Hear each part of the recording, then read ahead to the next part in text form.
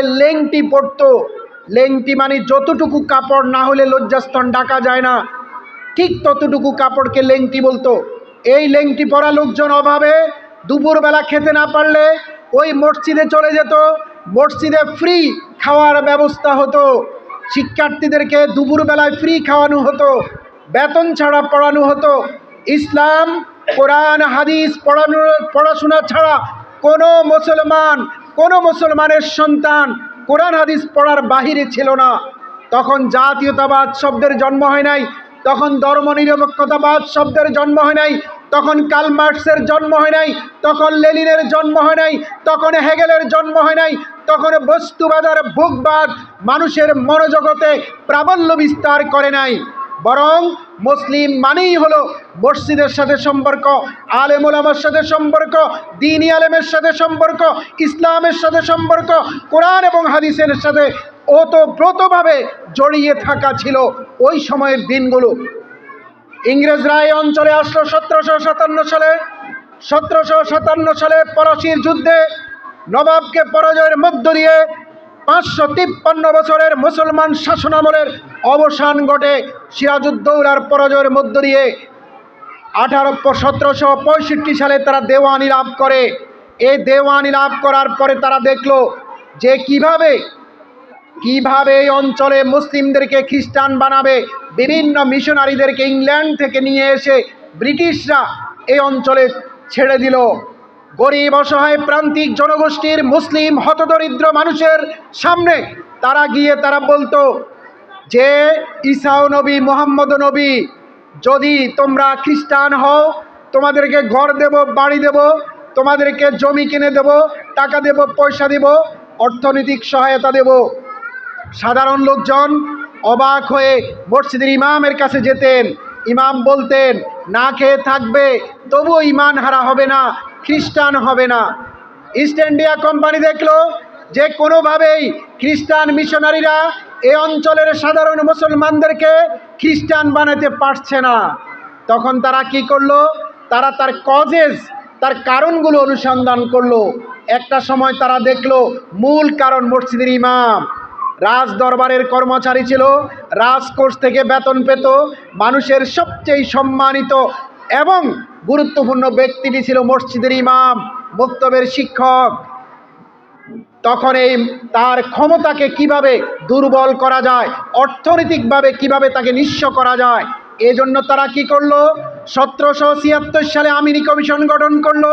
1796 সালে তারা Amini commission report দিল এই মসজিদ, মুক্ত মাদ্রাসার সমুদয় সম্পত্তির জন্য জেলা কালেক্টরেট অফিসে গিয়ে দলিল দস্তাবেজ দেখাইতে হবে। মুসলমানরা সহজ সরল ছিল, পড়াশোনা বেশি জানতো না, আল্লাহর ওয়াস্তে দান করত, কোনো দলিল টলিল করে নাই। মসজিদে দানের ক্ষেত্রে, মাদ্রাসায় জমি দানের ক্ষেত্রে 1822 সালে আমিনি কমিশন সকল সম্পত্তি বাজেয়াপ্ত করলো। বলা হলো এই লাখেরা সম্পত্তি, এটাতে সরকারের কোনো লাভ হয় না, সরকারের কোনো কর রাজকোষে জমা পড়ে না, এটা বরাদ্দ। সাথে সাথে এই লাখেরা সম্পত্তিরা তারা জব্দ করলো। এখানে শত শত হাজার হাজার মাদ্রাসা বন্ধ হয়ে গেল। প্রিয় সুধী মণ্ডলী, এই 1801 সালে ফুলউড ফোর্ট উইলিয়াম কলেজ প্রতিষ্ঠিত হয়েছে। কেন ফোর্ট উইলিয়াম কলেজ প্রতিষ্ঠিত হয়েছে? এই অঞ্চলের সাধারণ মানুষদেরকে ইংরেজি শিক্ষা দেওয়ার জন্যে। ইংরেজি শিখলে পরে ব্রিটিশরা এই অঞ্চলকে ভালোভাবে শাসন করতে পারবে। তাদের কিছু গোলাম, কিছু চাপরাশি, কিছু দালাল শ্রেণী তৈরি করার জন্যে এখানে বাংলা শিক্ষা দেওয়ার জন্যে ফোর্ট উইলিয়াম কলেজ প্রতিষ্ঠিত হয়েছে। তার কারণ ইংরেজের বিভিন্ন ধরনের কর্মকর্তা কর্মচারীদের ছেলে মেয়েদেরকে তারা নিজেরাই যদি বাংলা শিখে তাহলে এই অঞ্চলের সাধারণ বাঙালি মানুষের সাথে কমিউনিকেট করতে পারবে, যোগাযোগ স্থাপন করতে পারবে, ভালোভাবে শাসন করতে পারবে। এ ফোর্ট উইলিয়াম কলেজ প্রতিষ্ঠিত হয়েছে কেন? ফার্সি ভাষা শিক্ষা দেওয়ার জন্যে, যাতে করে এই ফার্সি ভাষা তখন ছিল দাপ্তরিক ভাষা। 1836 সাল পর্যন্ত ফার্সি ছিল অফিসিয়াল ভাষা। 1836 সালের মাঝামাঝিতে ইংরেজিকে অফিসিয়াল ভাষা করা হয় ফার্সির পরিবর্তে। মোগল আমলে ফার্সি অফিসিয়াল ভাষা করে মোগলরা, তারা পার্সিয়ান থেকে এসছে। ইরান তুরান সে ওই অঞ্চল থেকে এসছে, তারা তাদের দাপ্তরিক ভাষা হিসেবে ফার্সি ভাষাকে তারা চালু করেছে। এই ফোর্ট উইলিয়াম কলেজের প্রতিষ্ঠার মধ্য দিয়ে এই ভারতীয় উপমহাদেশের মুসলমানরা সর্বপ্রথম কলেজ শব্দের নাম শুনে। এর আগে এই ভারতীয় উপমহাদেশের মুসলমানরা কখনো কলেজ শব্দের নাম শুনে নাই। 1817 সালে হিন্দু কলেজ প্রতিষ্ঠিত হয়, 1836 সালে হুগলি কলেজ প্রতিষ্ঠিত হয়, 1855 সালে প্রেসিডেন্সি কলেজ প্রতিষ্ঠিত হয়। এই কলেজ শব্দের বাজারজাত শুরু হয়, কলেজ শব্দের মার্কেটিং শুরু হয়, কলেজ শব্দটা মুসলমানরা শুনতে পায়। এর মাঝে লর্ড ম্যাকেল সে প্রবর্তিত এক শিক্ষা ব্যবস্থা চালু করেছে, দ্বিমুখী শিক্ষা ব্যবস্থা। একদিকে মাদ্রাসা পড়বে ইসলাম জানার জন্যে, একদিকে বস্তুবাদ আর ভোগবাদকে প্রায়োরিটি দিয়ে দুনিয়া অর্জনের জন্যে সাধারণ শিক্ষাধারা নামে এক শিক্ষাধারার জন্ম দিয়েছে।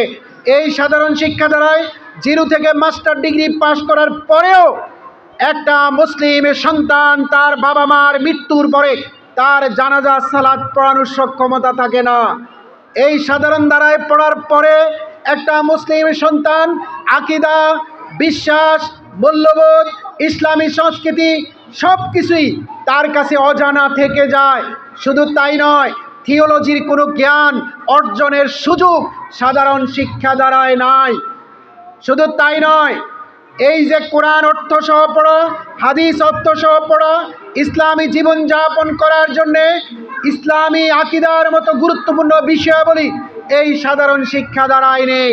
ফলে আমাদের সাধারণ শিক্ষা দ্বারায় পড়ুয়া মাস্টার ডিগ্রি পাশ করা একটা সন্তান শুধু পিতামাতার জানাজার সালাত পড়াতেই অক্ষম নয়, 5 ওয়াক্ত সালাত মসজিদে ইমামতি করার ক্ষেত্রে, নিজে পড়ার ক্ষেত্রে, শুদ্ধভাবে কোরআন তেলাওয়াত করার ক্ষেত্রে, হাদিস জানার ক্ষেত্রে, ইসলামের আলোকে জীবন পরিচালনা করার ক্ষেত্রে, ইসলামী অনুশাসন মানার ক্ষেত্রে কোনো কিছুই তার জানা থাকে না। এই কারণে ওই মুসলিম মননে, মুসলিম যুবক এবং তরুণদের চিন্তার জগতে সিদ্ধান্ত গ্রহণ প্রক্রিয়ায় ইসলামকে প্রায়োরিটি সে দিতে শেখে না। কোরআন এবং হাদিসের বিধানকে গুরুত্ব দেয়া, নিজের সিদ্ধান্তের উপরে এই প্রক্রিয়া তার আর গড়ে ওঠে না। ফলে নাম থাকে আব্দুল্লাহ, নাম থাকে আব্দুর রহমান, মুসলিমের সন্তান থাকে, মুসলিম পরিবারে জন্মলাভ করে, মুসলিম কালচার, তাহজিব, তামাদ্দুন হয়তো দেখে দেখে শিখে, শুনে শুনে শিখে, মাসে একবার হয়তো জুমার সালাত পড়তে যায়, বাবা মা মারা গেলে হয়তো জানাজার সালাত পড়তে যায়, ওই ঈদের সময় ঈদের সালাত হয়তো পড়ে। কিন্তু ইসলাম যে একটা পরিপূর্ণ জীবন ব্যবস্থার নাম, উদখুলু ফিস-সিলমি কাফা, তোমরা পরিপূর্ণরূপে ইসলামে দাখিল হও, এই ইসলামে পরিপূর্ণরূপে ইসলামে প্রবেশ করার জ্ঞান আর তার তৈরি হয় না।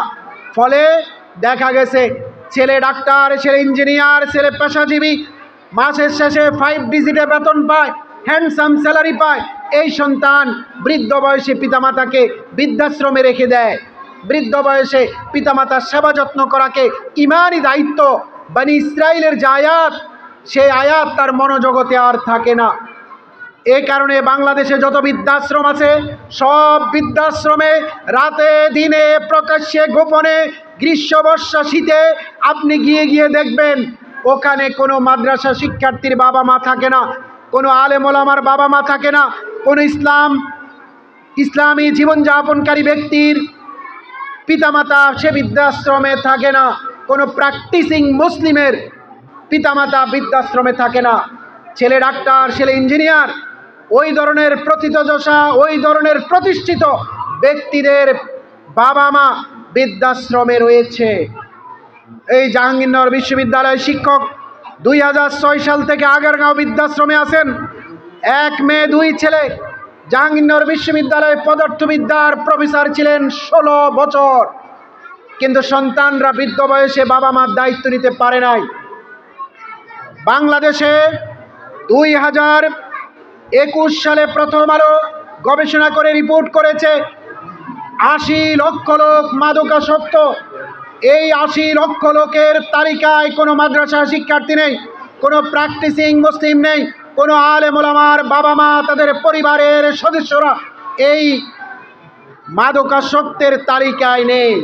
সুতরাং এই সন্তানকে যদি মানুষের মতো মানুষ করতে চান, বৃদ্ধ বয়সে যদি সন্তান থেকে সাপোর্ট, শেল্টার, মেডিকেশন চান, বৃদ্ধ বয়সে যদি সন্তান থেকে খেদমত চান, আপনার মৃত্যুর পরে আপনি যদি চান এই সন্তান আল্লাহর দরবারে আপনার জন্যে প্রার্থনা করবে, রব্বানা রব্বিরহামহুমা কামা রব্বায়ানি সগীরা, হে প্রভু আমার পিতামাতার প্রতি করুণা করুন, দয়া প্রদর্শন করুন, যেমনিভাবে আমার শৈশবে অতি যত্নায়নের ভিতর দিয়ে তারা আমার উপর দয়া করেছে, এই ধরনের আশা যদি আপনার থাকে তাহলে সন্তানকে মাদ্রাসায় পড়ানোর কোনো বিকল্প নেই। সন্তানকে দ্বীনি পরিবেশে পড়ানোর কোনো বিকল্প নেই। সন্তানকে কোরআন এবং হাদিসের সাথে পরিচয় করানোর কোনো বিকল্প নেই। আপনি ব্যক্তিগতভাবে মুসলিম, হয়তো দাড়ি রেখেছেন, টুপি পরেছেন, হয়তো আপনি 5 ওয়াক্ত সালাতও পড়েন, কিন্তু আপনি তো কোরআন অর্থসহ পুরোটা একবারও পড়েন নাই। আপনি তো হাদিস, আপনার জীবনে কোনো অনুশীলন নাই। মাদ্রাসায় একাডেমিক্যালি এইগুলো পড়ানো হয়। এখন আপনি বলবেন আমার কি কোরআন সবটা পড়তে হবে, হাদিস কি সব জানতে হবে? বিইং এ মুসলিম আপনাকে সেটা জানতে হবে। আল্লাহ রাব্বুল আলামিন মহাগ্রন্থ আল কোরআনে বলেছেন, আফাতুমিনুনা বিবাযিল কিতাবি ওয়া তাকফুরুনা বিবায, তোমরা কি কোরআনের কিছু অংশ মানো আর কিছু মানো না? ফামা জাযাউ মান ইয়াফআলু যালিকা মিনকুম ইল্লা খিজিন ফিল হায়াতিদ দুনিয়া ওয়া ইয়াউমাল কিয়ামাতি ইউরাদ্দুনা ইলা আশাদ্দিল আযাব। তোমাদের মাঝে যারা কোরআনের কিছু অংশ মানবে আর কিছু অংশ মানবে না, তাদের জন্য পার্থিব জগতে রয়েছে লাঞ্ছনা, পরকালে রয়েছে যন্ত্রণাময় শাস্তি। কোরআন কিছু মানবেন যেটা পছন্দ হয়, হাদিস কিছু মানবেন যেটা আপনার ভালো লাগে, ইসলামী নিয়ম নীতি যেটা আপনার পছন্দ হয় মানবেন। এই খেয়াল খুশি মতো চলা, এই নিজের রিপুর তাড়নায় ইচ্ছে অনুযায়ী চলা, এটা ইসলাম নয়। বরং উদখুলু ফিস সিলমি কাফা, পরিপূর্ণরূপে ইসলামে সাবমিট, নিজেকে সাবমিট করতে হয়, পরিপূর্ণরূপে ইসলামে দাখিল হতে হয়। জীবন চলার পথে 24 ঘন্টা সিদ্ধান্ত গ্রহণ প্রক্রিয়ায় আল্লাহর বিধানকে প্রায়োরিটি দিয়ে নিজের চাহিদা, নিজের লোভ, নিজের সুবিধা, নিজের ভালো লাগা সব কিছুকে কোরবান করে দিতে হয়, আল্লাহর সিদ্ধান্তকে প্রায়োরিটি দিতে হয়। এটার জন্য কোরআন হাদিস অধ্যয়ন করা, জানা খুবই গুরুত্বপূর্ণ। নচেত আপনি মাঝে মাঝে সালাত আদায় করবেন, মাঝে মাঝে আপনি সাওম পালন করবেন, খেয়াল খুশি মতো, ইচ্ছা মতো, যেভাবে আপনি জানেন, যেভাবে আপনার বাবা মাকে করতে দেখেছেন, ওই সমাজের ইমামকে করতে দেখেছেন, সমাজের হুজুর মুরব্বীদেরকে করতে দেখেছেন, সে অনুযায়ী আপনি করবেন। ওইটা কোরআন এবং হাদিস মতো একুরেটলি হচ্ছে কিনা আপনি হয়তো জানেনই না। এজন্য মুসলিম, বাঙালি মুসলিম কমিউনিটির লোকজন অধিকাংশ সময় কি করে? অধিকাংশ সময় মাঝে মাঝে সালাত আদায় করে। যত লোক মাগরিবের সালাত এই রামগঞ্জ জামে মসজিদে পড়ে, তত লোক ফজরের সালাতের জামাতে দেখা যায় না। যত লোক জোহরের সালাত পড়ে, তত লোক এশারের সালাতে দেখা যায় না। শীত যদি বেশি আসে, ফজরের সালাতে মুসল্লি খুঁজে পাওয়া যায় না। শুধু তাই নয়, সালাত পড়ার পরেও আপনি কোনো কিছু চাওয়ার জন্য যাবেন আজমিরে, আপনি আপনার একাধারে মেয়ে হচ্ছে, আপনার ছেলে সন্তান দরকার, আপনার একাধারে ছেলে হচ্ছে কন্যা সন্তান দরকার, আপনার ভাইয়ে সম্পত্তি নিয়ে মামলা চলছে, বছরের পর বছর মুক্তি দরকার, আপনার কন্যা হচ্ছে বিয়ে দরকার, আপনি দুরারোগ্য ব্যাধিতে কষ্টে রোগে শোকে আছেন, আপনার নিষ্কৃতি দরকার, মুক্তি দরকার। আপনি আল্লাহর কাছে না চেয়ে আপনি যাচ্ছেন শাহজালালের মাজারে, লাল সুতা ঝুলিয়ে দিচ্ছেন, একটা তালা লাগিয়ে দিচ্ছেন, যাচ্ছেন বাইজিদ বোস্তামিতে, লাল সুতা নিয়ে আসছেন, হাতে লাল সুতা বাঁধছেন, তালা ঝুলিয়ে দিয়ে আসছেন। আপনি যাচ্ছেন বোম্বে হাজি আলীর মাজারে, সেখানে গিয়ে লাল সুতা ঝুলিয়ে দিচ্ছেন, তাগি নিয়ে আসছেন। আপনি সেখানে গায়রুল্লাহর কাছে যে চাচ্ছেন, এটাই সুস্পষ্টভাবে শিরক। এই শিরকের জ্ঞান কয়জনের রয়েছে? এই শিরকের জ্ঞান কয়জনের রয়েছে? এজন্য আল্লাহ রাব্বুল আলামিন বলেছেন, ওয়ামা ইউমিনু আকসারুহুম বিল্লাহ ইল্লা ওয়া হুম মুশরিকুন। তাদের অধিকাংশ মানুষ ঈমান আনার পরেও এরা মুশরিক। ঈমান এনেছে, মুসলিম, সালাত পড়ে, যাকাত দেয়, কিন্তু আল্লাহ বলছেন ঈমান আনার পরেও এরা মুশরিক। এরা কারা? যারা যাপিত জীবনে গায়রুল্লাহর কাছে কোনো কিছু চাইবে, যারা যাপিত জীবনে আল্লাহর কাছে না চেয়ে অন্য কোনো শক্তি, সত্তা, অন্য কোনো ইগো, অন্য কোনো মানব রচিত মতবাদের কাছে সমাধান খুঁজবে, এরাই মুশরিক। এদেরকে মুশরিক বলা হয়েছে। আরও নীরব কিছু মুশরিক আছে। কারা? যারা নিজের ইচ্ছা অনুযায়ী চলে, খেয়াল খুশি মতো চলে, ভোগের তাড়নায়, বস্তুবাদী ধ্যান ধারণায়, নিজের ভালো থাকা, নিজের লাভ, নিজের খুশি মতো চলার জন্যে ইচ্ছা মতো চলে, কোরআন এবং হাদিসের বাইরে চলে।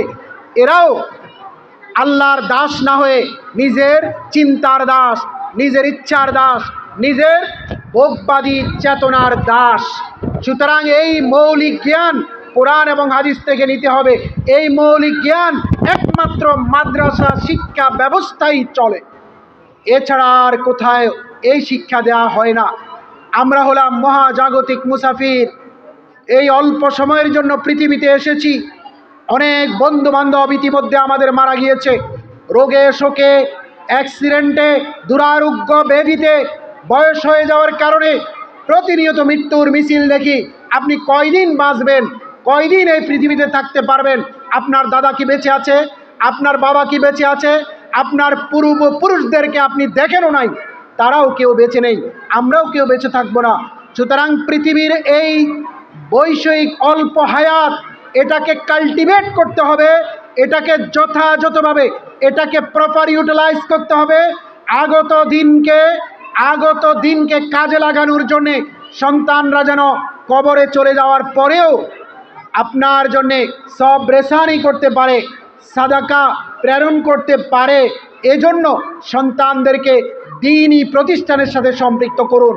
শুকর আলহামদুলিল্লাহ, করোনার পরে এই দেশে 56% স্টুডেন্ট মাদ্রাসায় বৃদ্ধি পেয়েছে এবং 10 লক্ষ স্টুডেন্ট প্রাইমারি স্কুলের কমেছে।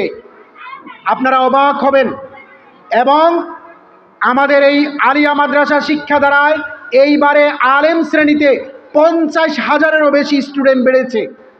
মানুষের ইসলামের প্রতি, ইসলামী শাসনের প্রতি, ইসলামী অনুশাসনের প্রতি, ইসলামের আলোকে জীবনযাপনের প্রতি মানুষের তীব্র আকর্ষণ তৈরি হয়েছে।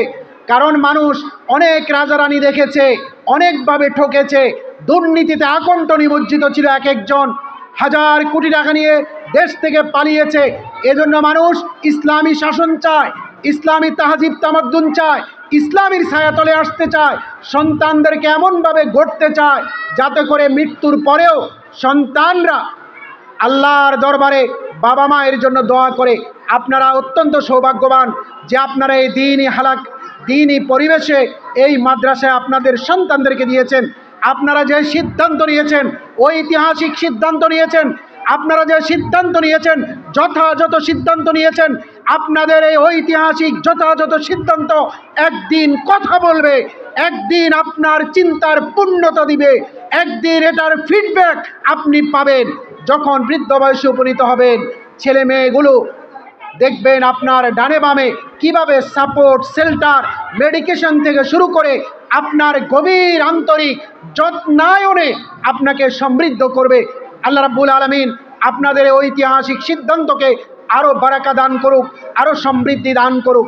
আমি এই দোয়া কামনা করে আপনারা আপনাদের যারা এখনও ছোট ছোট বাচ্চা বাসায় রেখেছেন, এখনও সিদ্ধান্ত নিতে পারেন নাই কোথায় ভর্তি করবেন, এখনও বিভিন্ন কিন্ডারগার্টেনে স্কুলে নিয়ে যাচ্ছেন, আপনারা আপনাদের চিন্তার জগতে প্রশ্ন রাখেন, এই সন্তান ইহকাল এবং পরকালে আপনার জন্য ওই শিক্ষা ব্যবস্থায় পড়াশোনা করানোর মধ্য দিয়ে নাজাতের জরিয়া হবে কি না, নাকি মাদ্রাসায় দিলে ভালো হবে, এই সিদ্ধান্ত আপনারা নিন। জানুয়ারি মাস চলছে, বছরের প্রারম্ভে আপনারা আপনাদের বাসার কোনো বাচ্চাকে মাদ্রাসায় না পড়িয়ে রাখবেন না। সন্তানকে ডাক্তার বানাতে চান, অবশ্যই বানাবেন। ইঞ্জিনিয়ার বানাতে চান, অবশ্যই বানাবেন। কিন্তু শৈশবে সন্তানকে কোরআন এবং হাদিসের সাথে পরিচয় করান। শৈশবে সন্তানকে সঠিক ইসলামী আকীদার জ্ঞান দিন। শৈশবে সন্তানকে থিওলজির জ্ঞান দিন। শৈশবে সন্তানকে ইবাদত বন্দেগীর বহুমাত্রিক পদ্ধতি শেখান। শৈশবে সন্তানকে শুদ্ধাচারী মানুষ হিসেবে গড়ে তোলার প্রচেষ্টা অব্যাহত রাখুন। শৈশবে সন্তানকে বিশুদ্ধভাবে কোরআন পাঠ করা, কোরআনের মৌলিক সূরাগুলো মুখস্থ করা, কোরআনের অর্থ উদ্ঘাটনের মতো, অর্থ জানার মতো সক্ষমতা তৈরির জন্যে শৈশবে সন্তানদেরকে অন্তত আলিম ক্লাস পর্যন্ত মাদ্রাসায় আপনারা পড়াবেন ইনশাআল্লাহ। এই মাদ্রাসা সামনের দিনগুলোতে আলিয়া শিক্ষাধারার সাথে যুক্ত হবে এবং মাদ্রাসা শিক্ষা বোর্ডের আলোকে এই মাদ্রাসা থেকেই আপনাদের সন্তানরা দাখিল এবং আলিম পরীক্ষা দিতে পারবে ইনশাআল্লাহ। আমি মনে করি এখানের যে কমিটি, এখানের যে ব্যবস্থাপনা, এখানের যে এডুকেশনাল ম্যানেজমেন্ট, ইনস্টিটিউশনাল ম্যানেজমেন্ট, এটা খুবই যুগোপযোগী, খুবই আধুনিক, খুবই কার্যকর, খুবই ভারসাম্যপূর্ণ। এখানে সাস্টেনেবল ডেভেলপমেন্ট এনশিওর করার জন্যে এখানে কোয়ালিটি এডুকেশন এনশিওর করা হবে, হচ্ছে ইনশাআল্লাহ। সামনের দিনগুলোতে এখানের পড়াশোনা কথা বলবে। এখানের পড়াশোনা আশেপাশের সকল প্রতিষ্ঠানের প্রতি চ্যালেঞ্জ ছুড়ে দিবে ইনশাআল্লাহ।